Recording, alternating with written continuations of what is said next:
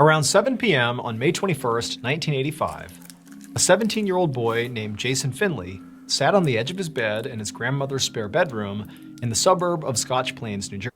All right, y'all, this is about to be real sad because essentially, I ain't gonna even spoil it for y'all, man. Let's just keep watching. But this is what a story like this is what I mean when I say, like, you can plan all day long what you want to do, what you gonna do, what plans you got. You can say it all day long, but unless the Lord deems it so, it ain't happening. And this is a really good story as to why I say that. He took a deep breath and then grabbed the landline phone next to the bed and then punched in the number of the girl he had been seeing for the past couple of weeks. Jason really liked this girl. Her name was Kathy, and tonight he wanted to finally ask her to officially be his girlfriend. As the phone rang, Jason found himself staring out the window at the raging thunderstorm that was going on outside.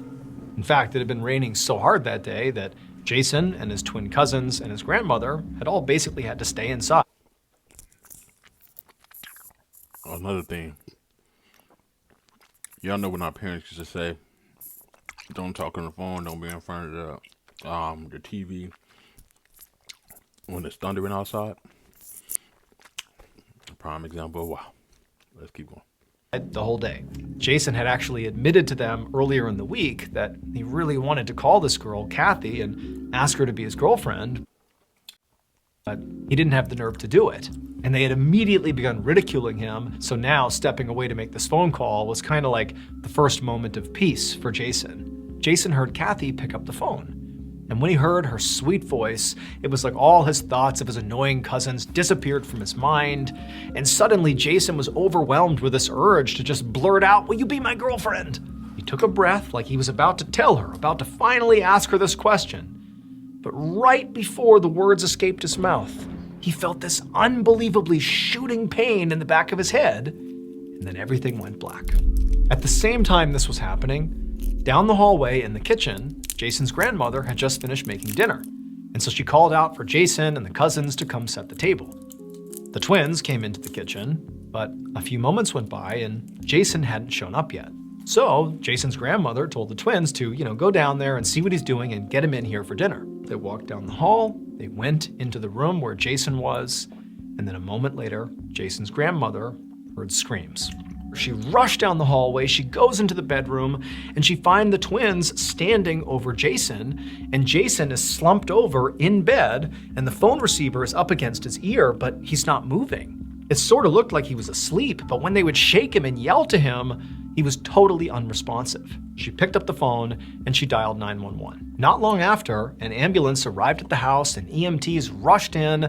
They grabbed Jason, they put him on a stretcher, and they rushed him into the ambulance and back to the hospital. One of the most scariest things I think for me would be my family finding me dead. Or me finding a family member dead. Like, essentially walking into their room or calling them and then coming to their house and then having to like shake them or whatnot and be like, hey, why are you not responding? And you gotta find like, yeah, I would never want to experience that. Never. But when they got there, Jason was declared dead. Chime exists to help everyday Americans make it. When you get paid on your terms, your world opens. Jason was 17 years old and completely healthy. And doctors, when they received him, they would say that there did not appear to be anything wrong with him. Nothing medically anyways. And so basically, Jason's heartbroken family was told, "We don't know what happened. He just died." But Jason's family could not accept that. The family... Imagine getting a freaking message from the doctor saying, your family members died, your mom, your dad, your sister, your brother, but we don't know what happened. He was talking on the phone, talking to a girl he liked. Next thing you know, he tilled over in the bed dead. What would you do? How would you do it? Yeah, man. He pushed for a much more thorough forensic investigation into his death. And that's when things got weird. At first, the autopsy showed basically what the doctors at the hospital first thought, which is there isn't a clear reason for why he died. And although it's very tough to accept that, it is the case that people do sometimes just die, even perfectly healthy people. There are cases where sometimes people that, even if they're healthy, they just die. Could you accept that? My question to y'all, man, could you accept that? You know what I'm saying? Is that something that you can accept? There are cases where people, even when people are just healthy, they just die. And I guess maybe for unknown reasons that we don't know about as of right now. Or is it just a matter in which God just takes them and it's like, hey, it's just time. So I'm definitely gonna look up some cases like that where people just died. You know what I'm saying? Cases where there was moments where people would just die. I wonder if there are moments like that. And I'm sure there are. That's creepy, man. Oftentimes we kind of like to identify when it comes to death what caused it, but imagine dying and never having a reason for the death. I don't know. That's probably a new fear of mine. Like in terms of like my family, and I guess you could say the case for people who go missing, right? It's like they never found them, never know what happened. Like that's man. Talk about needing comfort to move on, and then like not having that in the perspective of like you just don't know what happened. That's very intense. But yeah, it's very intense, man. Let's keep it going. However, the forensic investigator that was doing this very thorough autopsy did discover one thing that the hospital didn't find. And that was that Jason had a ruptured eardrum. Now, generally speaking, this would not have been a big, wow, we figured it out moment. However, the forensic investigator was trying to come up with all these different theories about what could have killed Jason. And when they found the ruptured eardrum, paired with something else they had sort of zeroed in on, which was the weather at the time of Jason's death, they put those things together and realized they had figured it out. It would turn out, when Jason was on the phone speaking to Kathy, lightning struck the phone line outside. The electricity carried through the line, through the phone, into Jason's head, killed him instantly. As for Kathy, Insane, y'all. Insane. Mirrors when it's thundering outside, or she'll say things like that. Don't be oh come on. She'll be like, don't play the game. Don't be on the phones when it's thundering outside. But hey, I got that chick I want to talk to, so I'm trying to get on the phone. This or that, and she would say those things when I was younger. And a story like this shows me why.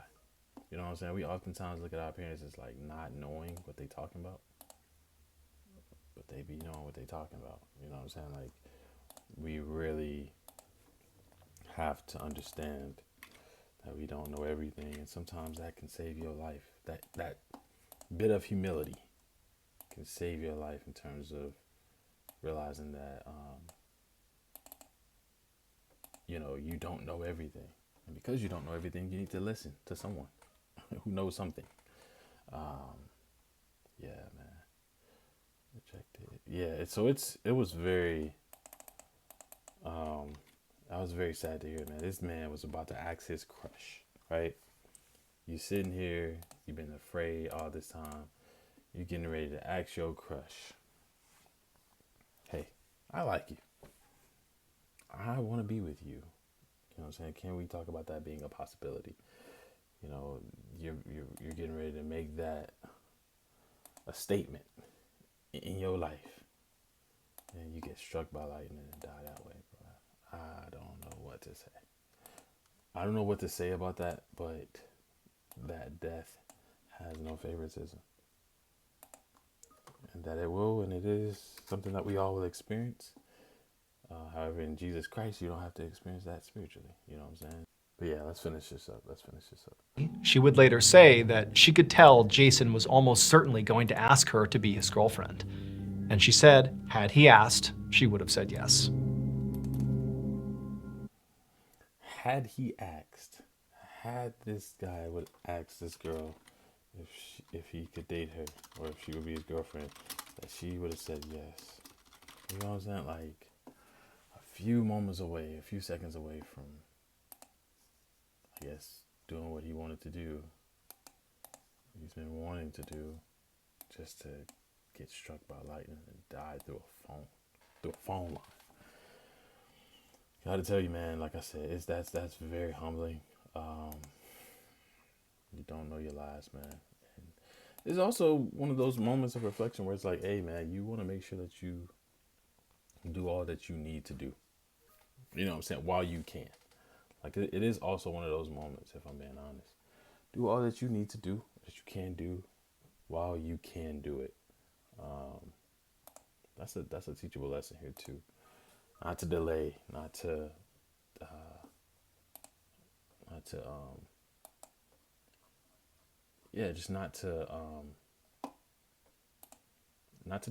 delay. Not to delay, essentially. But man, to go for it. You got something you want to do. You got something that you've been wanting to do, man. Go for it. Do it. Because life is short. You don't know how or when you will die, but you know that you will die, or you will cross over into eternity in some way. And that should be enough for us to move, to do. So we're Trey, man. Let's just talk Trey. Let's just talk stories, man. I just had to tell this story. I've been meaning to do this, but I had time today. And this was just very, very unfortunate, to say the least. What is this? To say the least, very, very unfortunate. Pero, I think a really good story to,